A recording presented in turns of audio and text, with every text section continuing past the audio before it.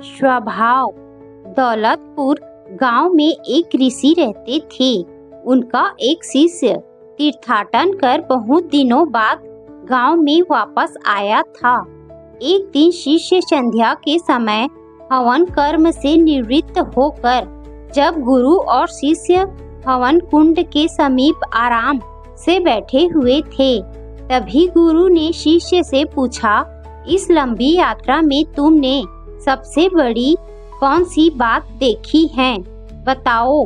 शिष्य ने कुछ देर सोचने के बाद कहा, सबसे बड़ी बात तो मुझे ये लगी कि देश की सारी नदियाँ बेतहाशा समुद्र की ओर भागी जा रही हैं।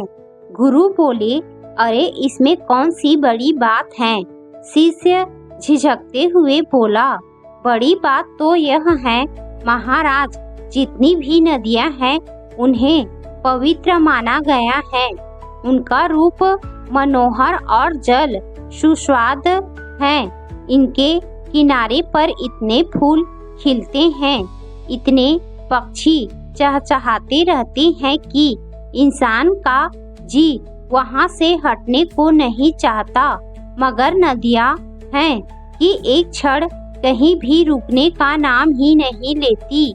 वे भागी जाती हैं और किसकी तरफ महाराज, उस समुद्र की तरफ को जिसका रंग नीला और सारा शरीर लवण से तिक्त है, जिसके मुंह से हर समय झाग निकलते रहता है और जिसे यह फिक्र ही नहीं रहती कि कौन उससे मिलने को आ रहा है। ऋषि ने शिष्य को समझाते हुए कहा, बेटा सभी नदियाँ नारी स्वभाव जैसी हैं।